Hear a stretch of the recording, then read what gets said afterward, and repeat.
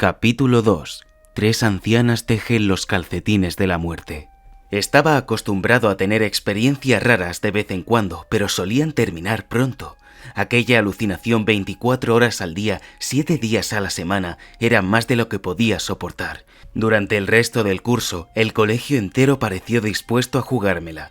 Los estudiantes se comportaban como si estuvieran convencidos de que la señora Kerr, una rubia alegre que no había visto en mi vida hasta que subió al autobús al final de aquella excursión, era nuestra profesora de introducción al álgebra desde Navidad.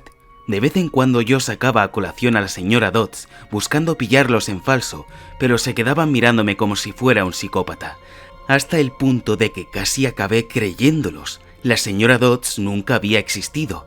Casi. Grover no podía engañarme. Cuando le mencionaba el nombre Dodds, vacilaba una fracción de segundo antes de asegurar que no existía, pero yo sabía que mentía. Algo estaba pasando, algo había ocurrido en el museo. No tenía demasiado tiempo para pensar en ello durante el día, pero por la noche las terribles visiones de la señora Dodds con garras y alas coriáceas me despertaban entre sudores fríos. El clima seguía enloquecido, cosa que no mejoraba mi ánimo. Una noche, una tormenta reventó las ventanas de mi habitación. Unos días más tarde, el mayor tornado que se recuerda en el Valle del Hudson pasó a solo 80 kilómetros de la Academia Yancey. Uno de los sucesos de actualidad que estudiamos en la clase de sociales fue el inusual número de aviones caídos en el Atlántico aquel año. Empecé a sentirme malhumorado e irritable la mayor parte del tiempo. Mis notas bajaron de insuficiente a muy deficiente. Me peleé más con Nancy Bobofit y sus amigas, y en casi todas las clases acababa castigado en el pasillo. Al final, cuando el profesor de inglés, el señor Nicol, me preguntó por millonésima vez cómo podía ser tan perezoso que ni siquiera estudiaba para los exámenes de deletrear, salté, le llamé viejo ebrio. No estaba seguro de qué significaba, pero sonaba bien. A la semana siguiente el director envió una carta a mi madre, dándole así rango oficial. El próximo año no sería invitado a volver a matricularme en la Academia Yancey. ¿Mejor? Me dije, mejor. Quería estar con mi madre en nuestro pequeño apartamento del Upper East Side, aunque tuviera que ir al colegio público y soportar a mi detestable padrastro y sus estúpidas partidas de póker. No obstante, había cosas de Yancey que echaría de menos. La vista de los bosques desde la ventana de mi dormitorio, el río Hudson en la distancia, el aroma a pinos. Echaría de menos a Grover, que había sido un buen amigo, aunque fuera un poco raro. Me preocupaba cómo sobreviviría al año siguiente sin mí. También echaría de menos la clase de latín, las locas competiciones del señor Branner y su fe en que yo podía hacerlo bien. Se acercaba la semana de exámenes y solo estudié para su asignatura. No había olvidado lo que Branner me había dicho de que aquella asignatura era para mí una cuestión de vida o muerte. No sabía muy bien por qué, pero el caso es que empecé a creerlo. La tarde antes de mi examen final me sentí tan frustrado que lancé mi guía Cambridge de mitología griega al otro lado del dormitorio. Las palabras habían empezado a desmadrarse en la página, a dar vueltas en mi cabeza y realizar giros chirriantes como si montaran en monopatín. No había manera de recordar la diferencia entre Quirón y Caronte, entre Polidectes y Polideuces. ¿Y conjugar los verbos latinos? Imposible. Me paseé por la habitación a zancadas, como si tuviera hormigas dentro de la camisa. Recordé la seria expresión de Branner, su mirada de 1000 años. «Solo voy a aceptar de ti lo mejor, Percy Jackson». Respiré hondo y recogí el libro de mitología.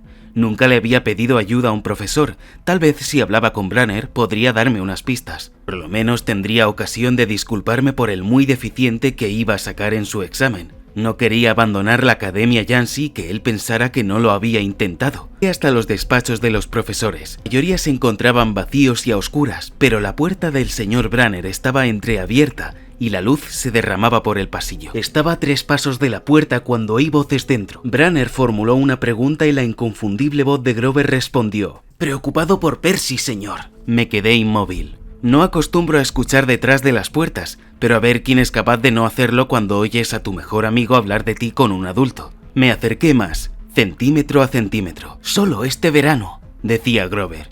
«Quiero decir, hay una benévola en la escuela. Ahora que lo sabemos, seguro, y ellos lo saben también». «Si lo presionamos tan solo empeoraremos las cosas», respondió Branner. «Necesitamos que el chico madure más». «Pero puede que no tenga tiempo. La fecha límite del solsticio de verano tendremos que resolverlo sin Percy. Déjalo que disfrute de su ignorancia mientras pueda». «Señor, él la vio». Fue producto de su imaginación, insistió Branner. La niebla sobre los estudiantes y el personal será suficiente para convencerlo. Señor, yo no puedo volver a fracasar en mis obligaciones. Grover parecía emocionado. Usted sabe lo que significaría. No has fallado, Grover, repuso Branner con amabilidad. Ya tendría que haberme dado cuenta de qué era. Ahora preocupémonos solo por mantener a Percy con vida hasta el próximo otoño.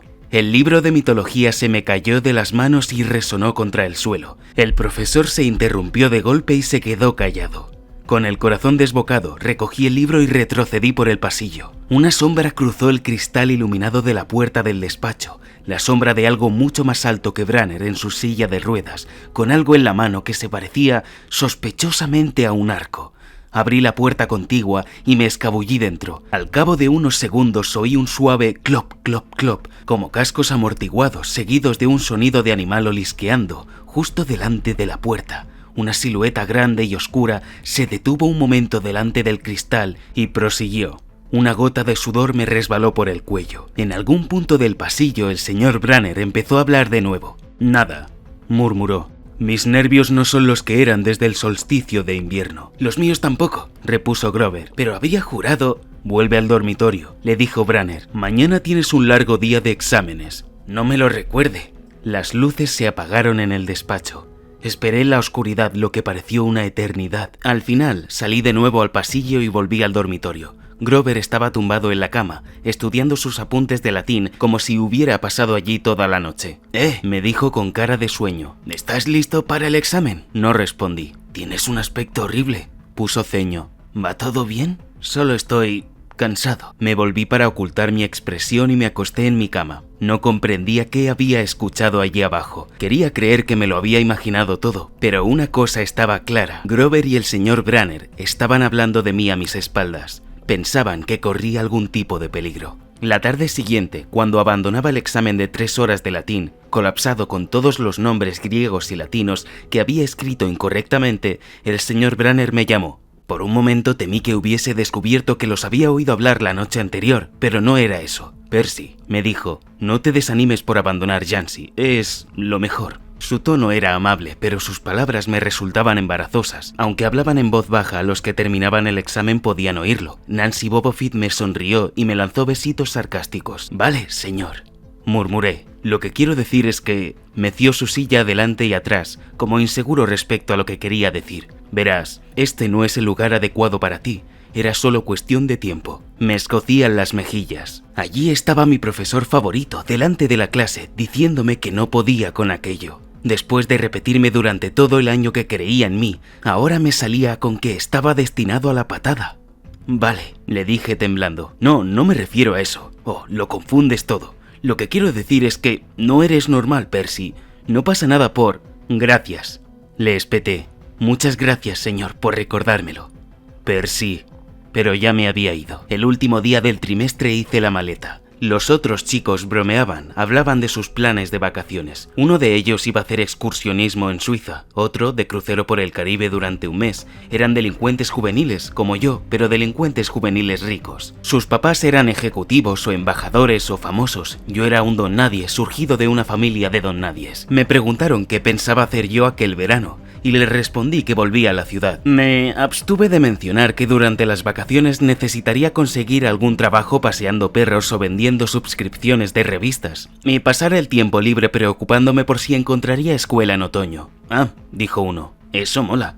Regresaron a sus conversaciones como si yo nunca hubiese existido. La única persona de la que temía despedirme era Grover, pero luego no tuve que preocuparme. Había reservado un billete a Manhattan en el mismo autobús Greyhound que yo, así que allí íbamos, otra vez camino de la ciudad. Grover no paró de escudriñar el pasillo todo el trayecto, observando al resto de los pasajeros. Reparé entonces en que siempre se comportaba de manera nerviosa e inquieta cuando abandonábamos Yancy, como si temiese que ocurriera algo malo. Antes suponía que le preocupaba que se metieran con él, pero en aquel autobús no iba nadie que pudiera meterse con él. Al final no pude aguantarme y le dije, ¿buscas benévolas? Grover casi pega un brinco. ¿Qué quieres decir? Le conté que los había escuchado hablar la noche antes del examen. Le tembló un párpado. ¿Qué oíste?, preguntó. Oh, no mucho. ¿Qué es la fecha límite del solsticio de verano? Mira, Percy se estremeció. Solo estaba preocupado por ti. Ya sabes, por eso de que alucinas con profesoras de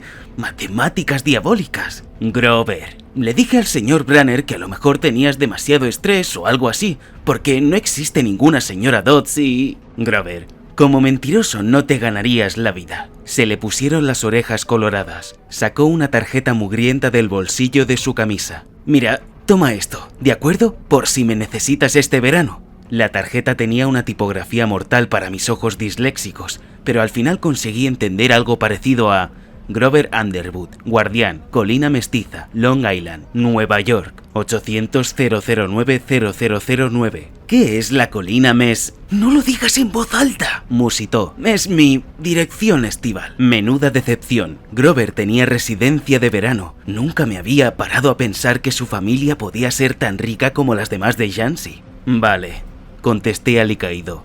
Ya sabes, suena como a invitación a visitar tu mansión, asintió. O por si me necesitas. ¿Por qué iba a necesitarte? Lo pregunté con más rudeza de lo que pretendía. Grover tragó saliva. Mira, Percy, la verdad es que digamos que tengo que protegerte. Lo miré fijamente, atónito. Había pasado todo el año peleándome, manteniendo a los abusones alejados de él. Había perdido el sueño preocupándome por qué sería de él cuando yo no estuviera. Y allí estaba el muy caradura, comportándose como si fuese mi protector. Grover, le dije, ¿de qué crees que tienes que protegerme exactamente? Se produjo un súbito y chirriante frenazo y empezó a salir un humo negro y acre del salpicadero.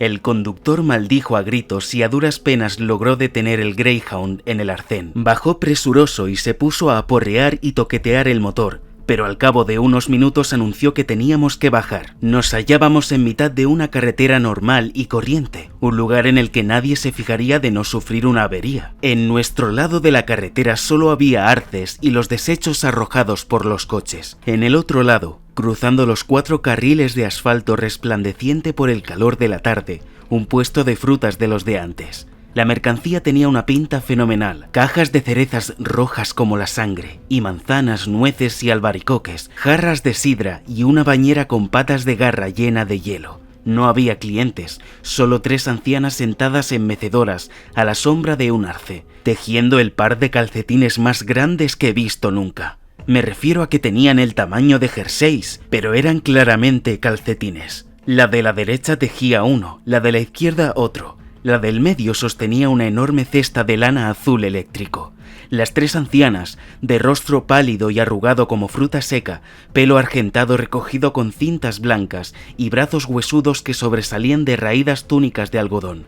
Lo más raro fue que parecían estar mirándome fijamente. Me volví hacia Grover para comentárselo y vi que había palidecido. Tenía un tic en la nariz.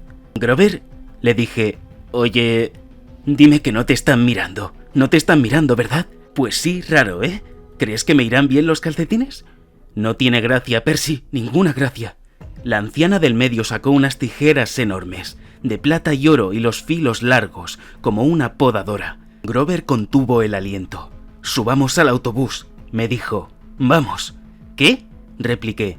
«Ahí dentro hace 1000 grados. ¡Vamos!». Abrió la puerta y subió, pero yo me quedé atrás. Al otro lado de la carretera las ancianas seguían mirándome. La del medio cortó el hilo y juro que oí el chasquido de las tijeras pese a los 4 carriles de tráfico. Sus 2 amigas hicieron una bola con los calcetines azul eléctrico y me dejaron con la duda de para quién serían, si para Bigfoot o para Godzilla. En la trasera del autobús, el conductor arrancó un trozo de metal humeante del compartimiento del motor. Luego le dio al arranque. El vehículo se estremeció y, por fin, el motor resucitó con un rugido. Los pasajeros vitorearon. «¡Maldita sea!», exclamó el conductor y golpeó el autobús con su gorra. «¡Todo el mundo arriba!». En cuanto nos pusimos en marcha empecé a sentirme febril como si hubiera contraído la gripe. Grover no tenía mejor aspecto. Temblaba y le castañeteaban los dientes.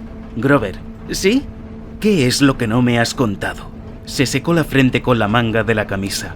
«Percy, ¿qué has visto en el puesto de frutas? ¿Te refieres a las ancianas? ¿Qué les pasa? No son como la señora Dodds, ¿verdad?». Su expresión era difícil de interpretar, pero me dio la sensación de que las mujeres del puesto de frutas eran algo mucho, mucho peor que la señora Dodds. «Dime solo lo que viste», insistió. La de en medio sacó unas tijeras y cortó el hilo. Cerró los ojos e hizo un gesto con los dedos que habría podido ser una señal de la cruz, pero no lo era. Era otra cosa, algo como más antiguo. ¿La has visto cortar el hilo? Sí, ¿por qué? Pero incluso cuando lo estaba diciendo sabía que pasaba algo. Ojalá esto no estuviese ocurriendo, murmuró Grover y empezó a mordisquearse el pulgar. No quiero que sea como la última vez. ¿Qué última vez? Siempre en sexto. Nunca pasan de sexto. Grover, repuse, empezando a asustarme de verdad. ¿De qué diablos estás hablando? Déjame que te acompañe hasta tu casa. Prométemelo. Me pareció una petición extraña, pero lo prometí. ¿Es como una superstición o algo así? Pregunté. No obtuve respuesta. Grover, ¿el hilo que la anciana cortó significa que alguien va a morir? Su mirada estaba cargada de aflicción, como si ya estuviera eligiendo las flores para mi ataúd.